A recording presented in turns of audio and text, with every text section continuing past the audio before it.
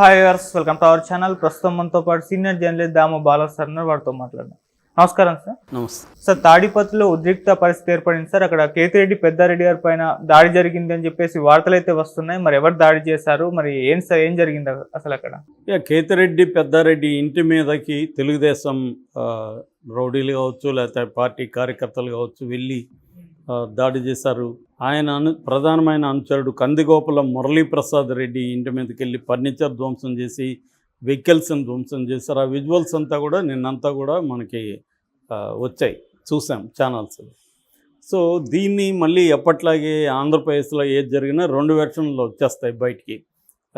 ఎవరు దాడి చేసినా దాడి చేసిన వాళ్ళేమో వాళ్ళు ప్రొవోక్ చేస్తే మేము చేసామంటారు, వీళ్ళేమో మేము ప్రొవోక్ చేయలేదు వాళ్ళే వచ్చి దాడి చేశారని వీళ్ళు అంటారు. జనరల్గా మనకు అర్థం అవ్వాల్సిన అధికారంలో ఉన్న వాళ్ళే చేయగలుగుతారు దాడులు. అందులో అక్కడ ఎప్పటి నుంచో కూడా జేసీ ప్రభాకర్ రెడ్డికి కేతిరెడ్డి పెద్దారెడ్డికి మధ్య రైవల్రీ అనేది ఉంది. 2006లోనే కేతిరెడ్డి పెద్దారెడ్డి వాళ్ళ బ్రదర్ని, కేతిరెడ్డి సూర్యప్రతాప్ రెడ్డి వాళ్ళని జేసీ బ్రదర్స్ చంపించారనేది అప్పట్లో చెబుతారనమాట. ఆయన రైల్వే స్టేషన్లో దిగగానే ఆయన్ని చేజ్ చేసి తరిమి చంపారనేది అందరికీ తెలుసు. కేతిరెడ్డి వెంకటరామరెడ్డి ఉంటాడు కదా, ధర్మవరం, వాళ్ళ ఫాదర్ అనమాట. అలాగా ఎప్పటి నుంచో వీళ్ళ మధ్య రైవల్ ఉండి కేతిరెడ్డి వెంకటరామరెడ్డి కూడా చెప్పాడు, నేను స్కూల్కి వెళ్ళేటప్పుడే బాంబుల దాడులు మధ్యలో నుంచి మేము స్కూల్కి వెళ్ళేవాళ్ళం, అప్పటి నుంచో నేను ఈ బాంబుల దాడులు ఈ బాంబుల్ని చూస్తూ పెరిగాను అని. రాయలసీమలో చాలా చోట్ల అంటే ఇప్పుడు కొంత తగ్గింది, కానీ ఒకప్పుడైతే హోమ్ మేడ్ లాగా బాంబుల తయారీ ఇవన్నీ ఉండేవి. కొంత తర్వాత కొంత ఈ చదువుకున్న జనరేషన్ పెరగడం దీనివల్ల కొంత తగ్గింది. బట్ ఇప్పటికి కూడా కొన్ని ఏరియాల్లో ఫ్యాక్షనిజం అనేది బలంగా ఉంది. అందులో ఒకటి ఈ తాడిపత్రిలో జేసీ ప్రభాకర్ రెడ్డి ఎలా ఉంటాడో అందరికీ తెలుసు. ఆయన ఎలా మాట్లాడతాడు. మొన్న కూడా డైరెక్ట్గా గవర్నమెంట్ అధికారుల్ని, ఆర్టీఓ అధికారులని ఆయన బండబూతులు తిట్టి మాట్లాడినా ఆయన మీద కేసులు లేవు, ఆయన ఎవడు పట్టించుకునేవాళ్ళు లేదు. సో అక్కడ ఎవరు అధికారంలో ఉంటే వాళ్ళదే రాజ్యం. వైసీపీ ఉన్నప్పుడు కేతిరెడ్డి పెద్దారెడ్డి ఇప్పుడు ఆయన నీతులు మాట్లాడుతున్నాడు, కానీ అప్పుడు ఆయన రౌడీజం, జగన్ మాట కూడా వినేవాడు కాదు, ఆయన ఏమనుకుంటే అదే చేసేవాడు అని చెప్తారు. ఒకప్పుడు ఆయన వీళ్ళకి రైట్ హ్యాండ్గా ఉన్నవాడే, తర్వాత బయటికి వెళ్ళాడు. సో అట్లాగా ఆయన జగన్ మాటకు కూడా కట్టుబడి ఉండే వ్యక్తి కాదు. ఇంతకుముందు జేసీ ప్రభాకర్ రెడ్డి ఇంటి మీదకి ఆయన కూడా దాడికి వచ్చాడు. సో ఇప్పుడు జేసీ ప్రభాకర్ రెడ్డి ఎందుకు సైలెంట్గా ఉంటాడు? 5 ఏళ్లలో ఆయన అనేక ఇబ్బందులకు గురయ్యాడు. వాళ్ళ ఆర్థిక మూలాల్ని దెబ్బ కొట్టడానికి జగన్ అనేక పనులు చేశాడు. బస్సులు మూసేస్తారు, వాళ్ళకున్న వ్యాపార లావాదేవీలు దెబ్బ కొట్టాడు. సో ఆర్థికంగా దెబ్బ కొట్టాడు. జేసీ ప్రభాకర్ రెడ్డిని వాళ్ళ అబ్బాయిని జైల్లో పెట్టించారు. ఇవన్నీ జరిగాయి. దానికి మళ్ళీ ఆ నేపథ్యం ఉంది. జగన్ ఎందుకు చేశాడంటే దానికి నేపథ్యం ఉంది. అదేదో అంటారు కదా, ఎండు చేపలు ఎందుకు ఎండలేదంటే ఒక్కొక్క కథ చెప్తాయి. అలాగా దీనికి ప్రతిదానికి లింక్ ఉంటుంది. ఇది ఎవరిది తప్పు అని మనం ఇక్కడ కూర్చొని చెప్పలేం. ఖచ్చితంగా ఇద్దరు వైపుల నుంచి జరుగుతాయి.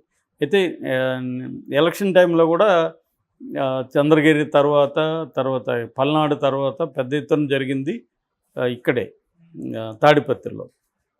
సో అందువల్ల ఇప్పుడు ఆయనేమో ఈ జేసీ బ్రదర్స్లో పెద్ద ఆయన జేసీ దివాకర్ రెడ్డి ఏమో ఏజ్ రీత్యా సైలెంట్ అయిపోయాడు, కానీ ఈయన సైలెంట్ కాలేదు. ఎందుకంటే వీళ్ళు సైలెంట్ అవ్వాలనుకున్న అవ్వలేరు. ఫ్యాక్షన్ మొత్తం పైనుంచి కింద దాకా నెట్టనులుగా చీలిపోయింది.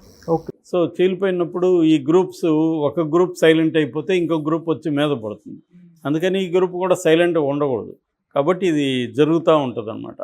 అలాగే ఎలక్షన్ టైంలో ఇతన్ని బయటికి తరిమేశారు పెద్దిరెడ్డిని. ఇక్కడ ఉంటే అలలు అవుతాయని ఆయన కూడా వెళ్ళిపోయాడు. బట్ ఇప్పుడు ఆయనకి బెయిల్ వచ్చింది. బెయిల్ వచ్చిన తర్వాత ఆయన ఏదో డాక్యుమెంట్స్ ఉన్నాయి మా ఇంట్లో, నేను వెళ్ళేది ఓపెన్ చేసి తీసుకురావాలని చెప్పి ఆయన వెళ్ళాడని చెప్తున్నారు. వెళ్ళకముందు ఆయన మామూలుగా అయితే పోలీసులు ఆయన రావద్దని చెప్పారు. బట్ ఆయన ఎస్పీ జగదీష్ పర్మిషన్ అడిగాడని పర్మిషన్ తీసుకున్నాడు. ఎందుకంటే కొండాపురం వద్ద ఆయన ఆపేశారు పోలీసులు, వెళ్ళడానికి వెళ్ళలేదు, పర్మిషన్ లేదని. ఆయన దాంతో ఎస్పీకి ఫోన్ చేశాడు, ఇట్లా నేను ఏమీ చేయను, వెళ్ళి ఆ పత్రాలు తీసుకొని నేను వెళ్ళిపోతాను, మీరు పోలీస్ సెక్యూరిటీ నాకు ఇవ్వండి అని ఆయన చెప్తే జగదీష్ కూడా పోలీసులకి చెప్పి ఆయన్ని పోలీస్ సెక్యూరిటీతో తీసుకొని ఆ పత్రాలు ఏవో ఉన్నాయో అవి తీసుకొని ఆయన వెళ్ళిపోతారు. అని చెప్పి చేశారు. కానీ ఒక్కసారిగా ఈ న్యూస్ స్ప్రెడ్ అయిపోయి తెలుగుదేశం శ్రేణులు పెద్ద ఎత్తున అక్కడికి రాళ్ళు కర్రలు అవన్నీ తీసుకొని బయలుదేరారు. దాంతో ఆయన్ని వెనక్కి పంపించేశారు. బట్ ఈ మురళీ ప్రసాద్ రెడ్డి ఈయన అనుచరుడు, ఈయన ఇంటి మీదకి దాడి చేశారు. చివరికి ఆయన తన పర్సనల్ సెక్యూరిటీలో ఉన్న గన్ను తీసుకొని బెదిరించాల్సిన పరిస్థితి ఏర్పడింది. ఓకే. దీన్ని తెలుగుదేశం మీడియా ఎలా రాస్తుందంటే వాళ్ళు కవించిన దానివల్ల దాడులు జరిగాయి. అంటే కవిస్తే దాడులు జరుగుతాయా, కవిస్తే మరి పోలీసులు ఉన్నారు కదా, పోలీసులకు గది చెప్పాలా అనేది ఉండదు అనమాట. అంటే ఎవరి వెర్షన్ వాళ్ళు రాయడానికి రెడీ అయిపోతారు. క్లియర్గా అయితే ఇది తెలుగుదేశం వాళ్ళు పెద్దిరెడ్డిని రానేయకుండా ఉండడానికి ఆల్రెడీ ఛాలెంజ్ కూడా చేశాడు జేసీ ప్రభాకర్ రెడ్డి. పెద్దిరెడ్డిని 4 ఏళ్లలో అడుగు పెట్టినని కూడా ఆయన ఛాలెంజ్ చేశాడు.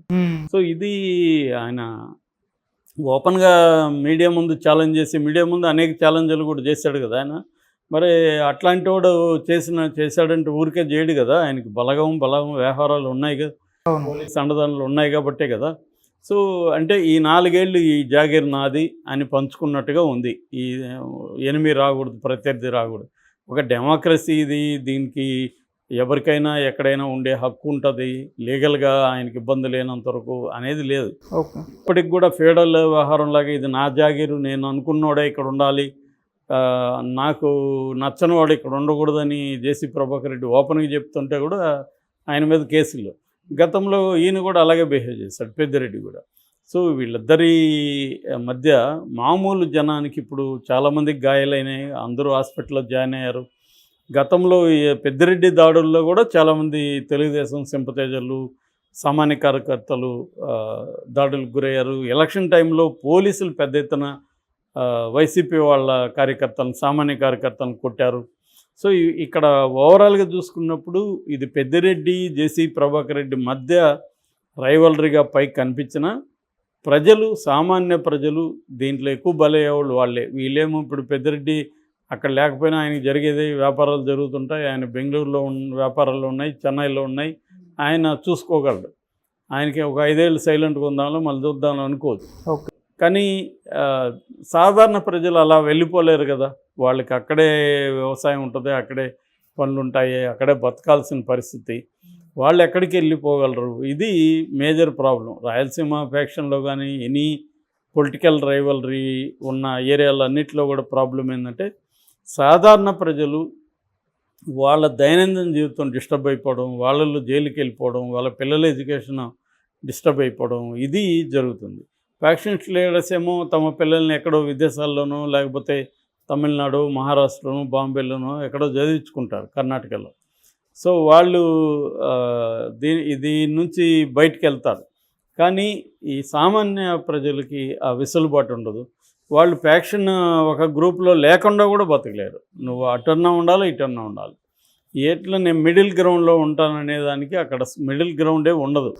ఉంటే అది లేకపోతే ఇది. అట్లా ప్రతి పల్లెలో కూడా ఫ్యాక్షన్స్ అలాగా ఉండే పరిస్థితి వచ్చేస్తుంది. అందుకని చాలామంది మా సామాన్య జనం కూడా తమ పిల్లల్ని వీలైనంత మేరకు బయటికి వాళ్ళ ఆర్థిక స్తోమత అనుమతించిన మేరకు చేసుకోవడం, చాలామంది పల్లెలను వదిలి వెళ్ళిపోవడం, ఇలాంటి అంత జరిగింది. దీని మీద కూడా బోల్డ్ కథలు, నవల్స్, పుస్తకాలు, సినిమాలు అన్నీ వచ్చాయి. దీని ప్రభావం సినిమాల మన పేద ప్రజల మీద ఎలా ఉంటుందని అది ఇప్పటికీ ఉంది. చంద్రబాబు నేను ఫ్యాక్షనిజాన్ని తొక్కేశాను అని చెప్తుంటాడు. మరి ఇలాంటి దాన్ని ఎందుకు కంట్రోల్ చేయట్లేదు?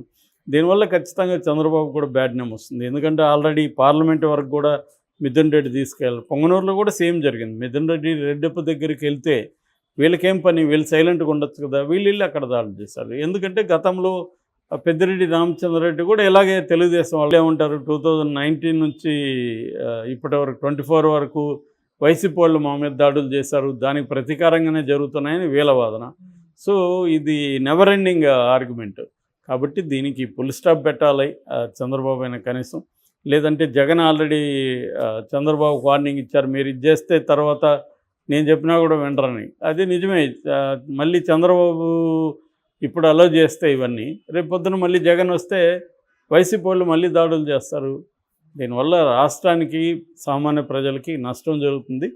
ఖచ్చితంగా చంద్రబాబు, పవన్ కళ్యాణ్ వీళ్ళు పవన్ కళ్యాణ్ సైలెంట్ అయిపోయాడు, అసలు ఉన్నాడో లేదో తెలీదు. ఆయన మంత్రిగా మాత్రమే పనిచేస్తున్నాడు తప్ప ఒక పార్టీకి లీడర్గా, ఒక కూటమి లీడర్గా ఆయన అసలు ఎక్కడ మాటలు కూడా మాట్లాడట్లేదు. ఓకే. కాబట్టి మనం ఆయన అడిగి కూడా వేస్ట్, ఎందుకంటే ఆయన మౌన మునిలాగా ఆయన పనిలో ఉన్నాడు.